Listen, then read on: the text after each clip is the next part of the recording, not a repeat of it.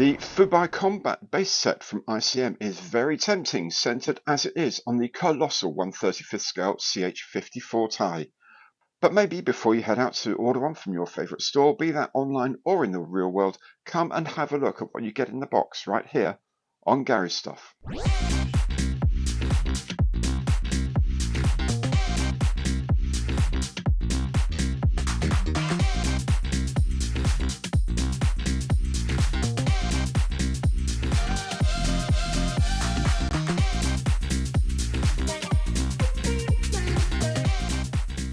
Hi, I'm Gary and today I'm looking at the Phu Bai combat base set in 1/35th scale from ICM.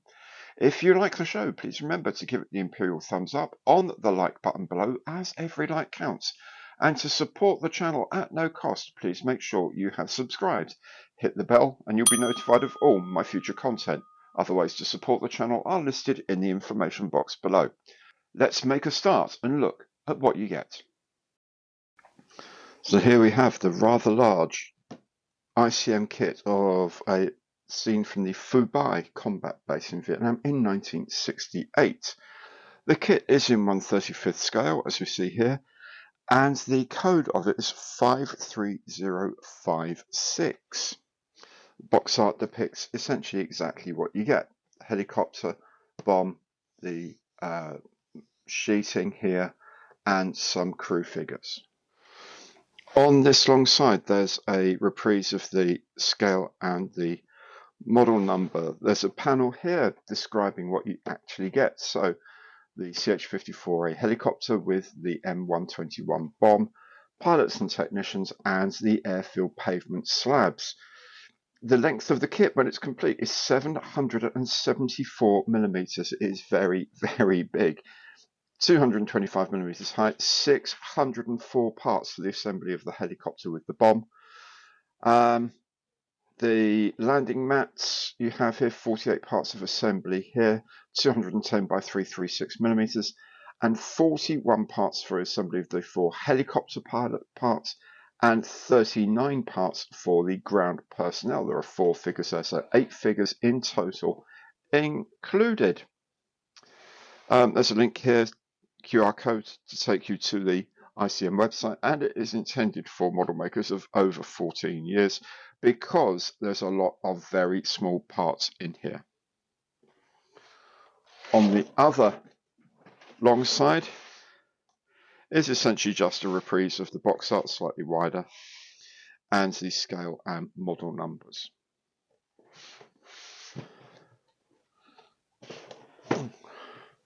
So let's have a look at what we get inside this huge box. The top slides off, as is the usual way with ICM kits, but instead of one, there are actually 2 boxes inside. I guess they didn't want to make one massive interior box, so 1 and 2. Each of these has a lid that opens up like so. And there is a huge amount of bits of plastic. These are plastic for the matting. This is the bomb, transparent parts, figures, huge bits and pieces here for the helicopter assembly. So that's in one of the 2 boxes. The other box has more parts of the helicopter. It has the instructions for the helicopter. It has instructions for the matting, instructions for the helicopter pilots, and instructions to make the ground personnel, and of course ICM's information on its paint range. So let's have a look at all of these parts in more detail. Here we have frame A. This is essentially the upper sort of structural part of the helicopter. This is the base of the cockpit area, and this is the rear of the part of the cockpit area with the viewing ports as well. Frame B are primarily, these are parts of the tail section, as you can see, the canted tail area here, and top and bottom panels for it as well. Frame C, these are it's more top and bottom panels for the tail section, I guess. Various bits and pieces, maybe the side sponsons as well, and some wheels. Frame D and more huge panels. I think these are the side panels of the primary beam at the top of the helicopter. These are going to be the structural parts for the supports of the undercarriage, I'm guessing. Lots of bits of the transmission assembly and hub assembly at the top of the helicopter as well. Frame E is primarily the cockpit area. You can start to get a feel for just how big this thing is. Looking at the size of this is the edge of a very, very, very long cockpit here. Huge thing. Frame F is these are the main hubs, tail hubs, various parts of the transmission, engine inlets and exhausts, and so on. Frame G is just basically a lot of details of pipe work and little gizmos and parts of winching and all sorts of things like that. All the things that give this kit its insane level of detail. A lot of them are here. Then we have frame H, wheels, inlets, again, lots and lots of detail stuff. Lots of detail stuff that is quadruplicated because you get 4 of these frame Gs. Sorry, frame H. You get 4 of these frame H's. You also get 3 copies of frame J. These are the rotors, and each rotor is a single piece. You don't have to glue them together. It's a single piece molding for each rotor. And of course, this being the CH-54, it has 6 main rotor blades. The last part of the base kit is this frame, which is frame K, and this of course contains all the transparent parts for the helicopter. The first of the supplementary frames for this boxing is frame L, and this is the M121 bomb. Quite a big thing, as you can see. With this set, you also get some aircrew figures. You have the option of finishing them with Pete caps or with helmets, depending on how you feel. There's also a set for ground crew figures that are servicing the helicopter. Also, as this is intended to be essentially a diorama of a forward base, you do get a set of the M8 aircraft planking or airfield planking. It comes on 4 frames. Of course, if you want to extend that, then a box of just the landing mat is also available from ICM. Take a nice close-up look at the plastic. It's molded very cleanly. ICM plastic has really come on a long way over the last decade or so. It's really picking up into being, not too soft, but very usable and very nicely molded. Of course, these are all raised rivets on this helicopter, but to me they look nice and sharp. Everything looks nice and crisp and clean. There is a little bit of colorizing from some temperature gradients of the plastic injection process. I don't think these are going to come out on your model. You can't feel anything rubber. Fingernail over them, you really can't feel a thing. I'm guessing once you prime the aircraft, you won't see this at all.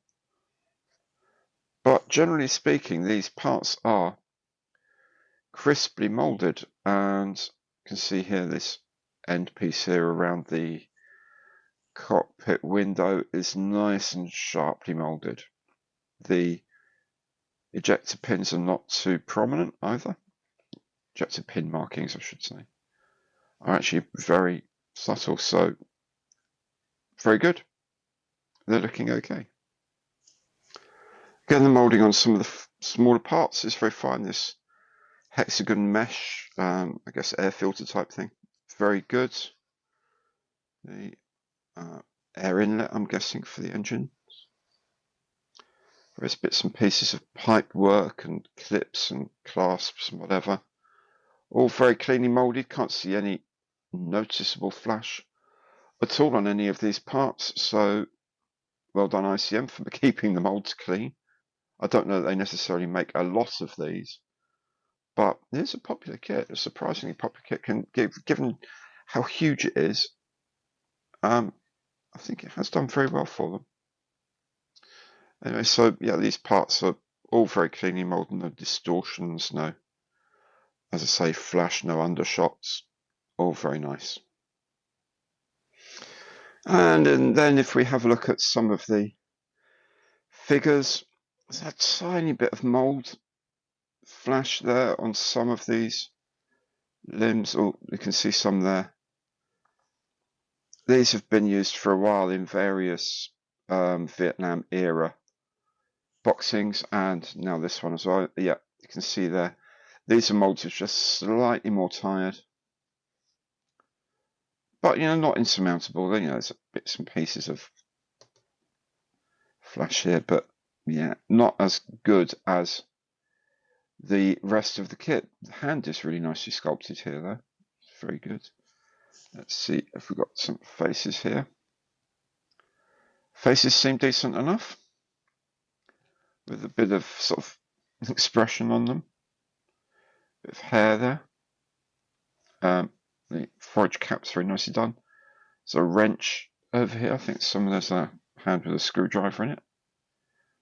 These are cleanly enough made, but the issue here is going to be the mold lines that you're going to have to sort of scrape off very carefully. I don't think you can sand those off. I think you need just to sort of scalpel and scrape them really carefully, so you don't interrupt some of the flow and fold lines and things like that of the uniforms. But they're not terrible. They're not as good as others could be. But yeah, they're okay. Some of the details, lovely detailing, the stitching there is very nice. But then, as I say, you've then got this massive, great big mold line down the middle. Nice sharp, sharp crease it will give you, I guess. Boots look quite cool, don't they? Yeah, boots look okay as well. Yeah, not bad figures. Here's the decal sheet for the aircraft. Most of these yellow lines are for the main rotors. These are for the tail rotors, these red and white stripes. This large triplet here and this one here, these are live round markers for the bomb. Of course, there's a little bit of jovial banter scribbled on the side of the bomb as well, and unit markings here, and of course the instrument decals as well. The instruments are nicely rendered with all the glasswork there. I'm guessing you will actually see this, so that's quite nice that these are rendered quite cleanly in black and white. The colours look reasonably well registered as well, which is very good. And the smaller pieces here, these are like our standard 0.5mm wide pencil. This is like about 0.7mm, these pieces of text. Very, very readable. These are the blade serial numbers for the tail rotor. So everything looks nice, decent colours, and very nicely printed. The instruction leaflet's quite a chunky piece of kit, this one, I have to say. The top here is a colour rendition of the helicopter flying. This is taken from the 53055 kit of just the helicopter with the bomb. Remember, this is a 53056 kit, which also has the ground crew and the airfield matting. Here on this side we have a description of the Tahi and the bomb, its use in the US Army, and some specifications here. These are repeated, of course, in Ukrainian over here. Here we have all the colour callouts. The colours are just given the ICM codes, but you can go online and find out what the equivalents are very, very straightforwardly.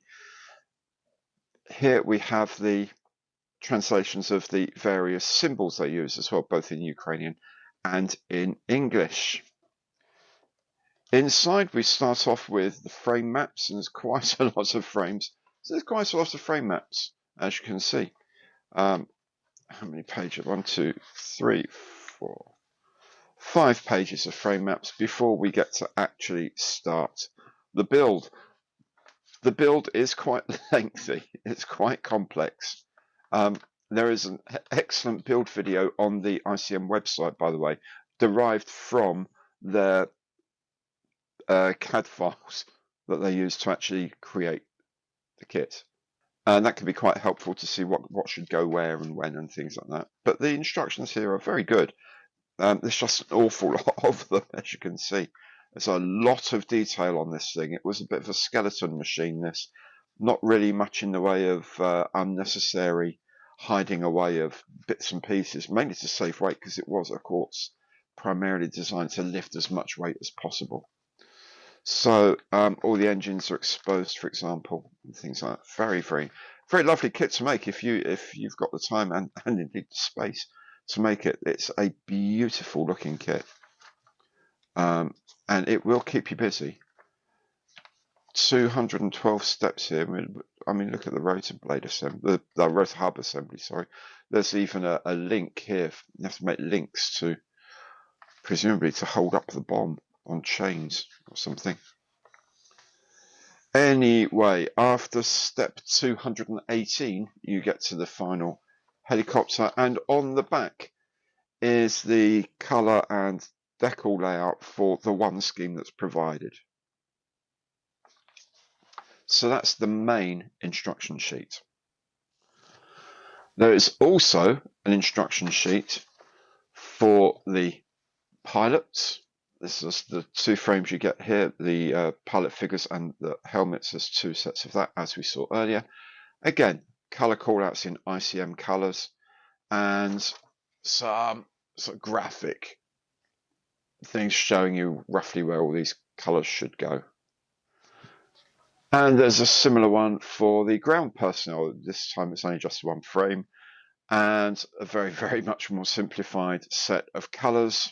Of course, you know, they say, for example, here, basic skin tone. You can obviously colour these as much as you like, but these are the base colours that you should go darker and lighter for getting texturing and things like that, obviously.